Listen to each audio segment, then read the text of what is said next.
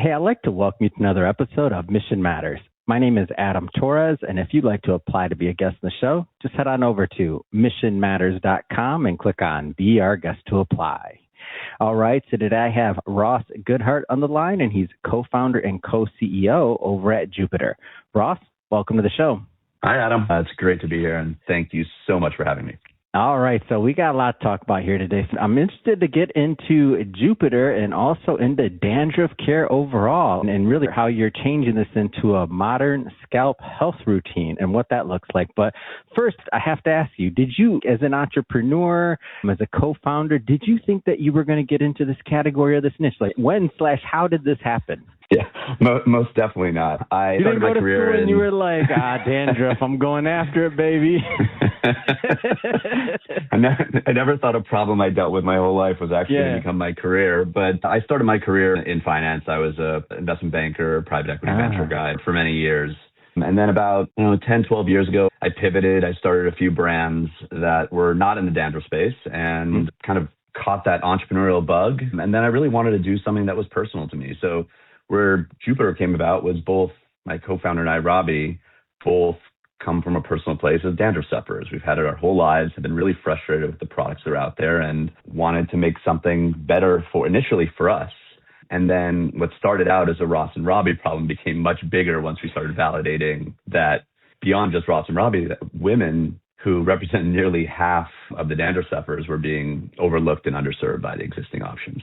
All right, before we go further, and I don't know if it was a lead up or a moment, but if there was a moment, I just want to be the podcaster that has it recorded. I'm for selfish reasons. Were you like sitting at the bar? You're like, you got dandruff? I got dandruff too, man. How did that conversation take place? I love it. It's great. It's a great story. So Robbie and I were introduced. We both went to the University of Michigan a few years apart. And my mom went there. My mom went there. She got her Go Blue. Social work from there, and I was in the big house for Charles Woodson in that crazy game. I was there. Go ahead. I just had to. I love it. Mm-hmm. I love it. So Robbie and I were introduced by a mutual friend who said, you guys seem to have complementary skill sets. About a year before we concepted Jupiter, and we couldn't really find anything that really kind of resonated with both of us until about a year later. Both Robbie and I independently identified the dandruff space as a really unmet need. Wow. And so Robbie came to me, or he texted me saying, I've got this idea. Are you down for coffee?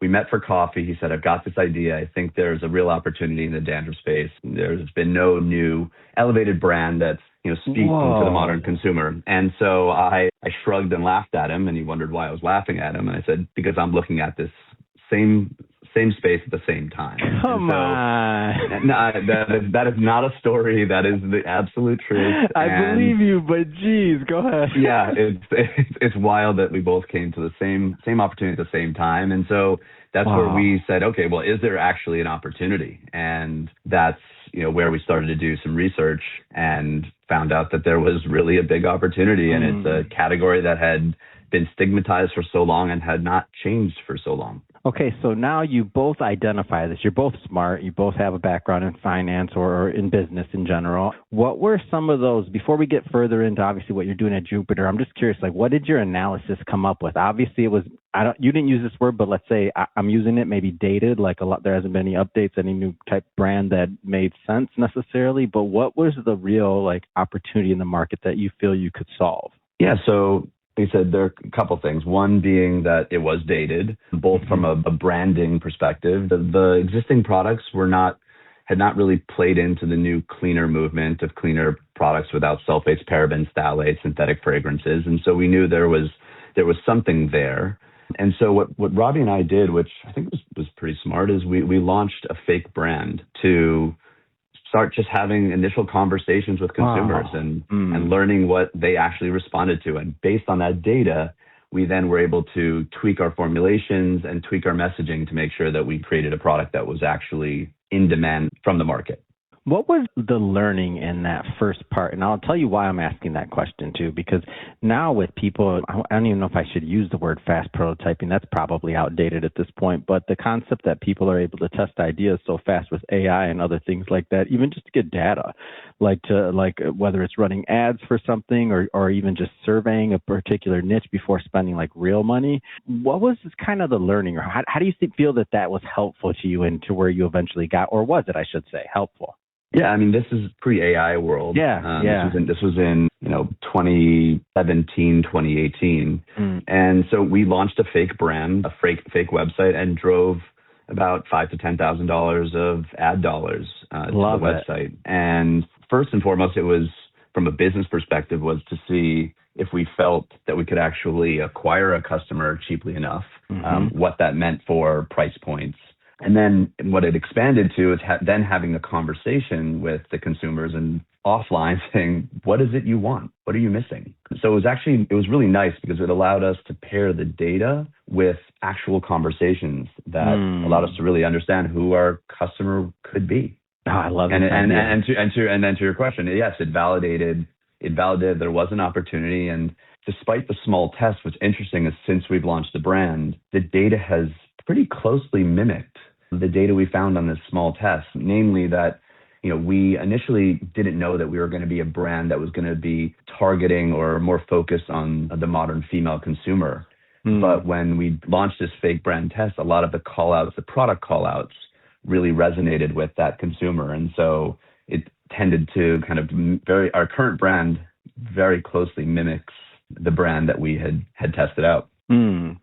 So you said these things and you said them pretty fast. You used words like paraben and you said some other things, but you said it fast. So I guess as we dig deeper into Jupiter, maybe go a little bit further into what makes this particular brand unique in what you're doing. And maybe you say just a little bit slower and like the benefits. Sure. So the existing products that have been out there have a lot of bad ingredients that have been around a long time. I'm not saying those products don't work for treating your dandruff, but there are, the modern consumer is looking for cleaner solutions that are healthier. And a lot of the ingredients I mentioned, the parabens, the phthalates, the synthetic fragrances, have both negative kind of brand connotations, but also can have negative health impacts. And so first and foremost, we wanted to create a brand that was, first off, it had to work. So that was most important. And that's why we do lean into OTC, the over-the-counter OTC FDA approved ingredients that actually do treat the underlying cause of dandruff, which is a medical condition. But then outside of that, that's where we are different. So we start with the active that treats the underlying cause, but then we layer in a lot of natural and really kind of innovative ingredients that are cleaner, that improve the overall efficacy of the product and create just a really good experience in using the product. And I think that's a really kind of big differentiator, in that while the existing products on the market can work, people don't generally enjoy using them. Could be because of fragrance, could be just general experience. And so for us, compliance is key. In order to treat dandruff, you have to be compliant. And so you have to enjoy the experience. And so what we've done is we've married an effective product for your scalp with an effective product and a beautiful product that makes your hair look beautiful. And I think that's really the big differentiator for us.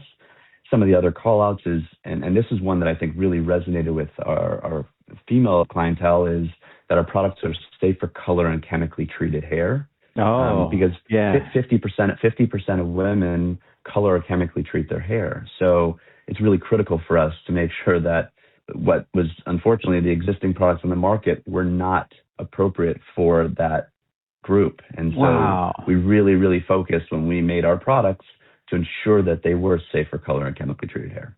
Wow. I'm telling you, when you were going through, you and the other co-founder were going through this analysis and everything else, you had to be sitting there just scratching your head like, how is this possible? Like this huge market not being addressed. Like, are we missing something? Like you had to be thinking that. Like what you just said that's why we just... That's why we decided to really jump all in. I mean, we both dedicated our livelihoods to dandruff, and not something, like you said, that we ever thought we would have done. Why you word it that way? It's great. Oh man, I love it. Talk to me about where you're at today, like Ulta Beauty, and like just, I mean, give me some of the updates. Like, where's the company's growth, and what's the vision for the future? Yeah, so we have, we sell our products across our own website at hellojupiter.com, on Amazon. We launched in Target early 2025, and we just launched in Ulta last week. So it's a really, really exciting time in our business. In addition to that, we also have distribution across a number of dermatologists, which has been really important for us to establish additional credibility, because as a brand in this space, we're leaning into beauty, but as I mentioned before, efficacy is so key that we wanted to make sure that we had, we have over 500 dermatology practices, dermatologists that are recommending our products, and that's really, really important for a newcomer to the space, because there has been so little change. We have to break through that noise, and so we're a truly omni-channel brand now. It's certainly tested us as founders and as a business, but it's really helping to both validate that we are real, that we have a reason to exist. And it's just a really, really exciting time for us. We also just launched a new product, which is our Day 2 dry shampoo. As a brand, where we've really differentiated ourselves is that we've stayed focused on dandruff. Wait, step back for just one moment. What is that product? Sure. Like we talked about the last ones. What is the Day 2? Yeah, I want to make sure we get that in there. Go ahead. Yeah, sure. So traditional dry shampoos can contribute to buildup and irritation when overused or used in place of cleansing. And so as a dandruff-focused brand, we wanted to make sure that we had a product that addressed that issue. And so Day 2 was created as a scalp first option for those days between washes.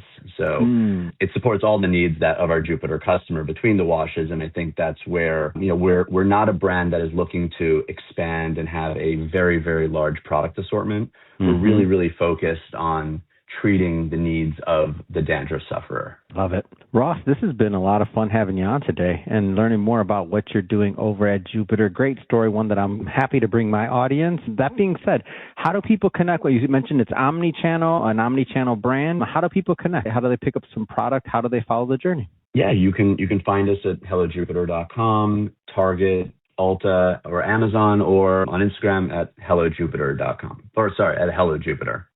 Fantastic. And for everybody listening, just so you know, we'll definitely put a bunch of links in the show notes so that you can connect, pick up some product, check it out. And speaking of the audience, if this is your first time with Mission Matters and you haven't done it yet, hit that subscribe or follow button. This is a daily show each and every day, bringing you new content, new ideas, and hopefully new inspiration to help you along the way in your journey as well.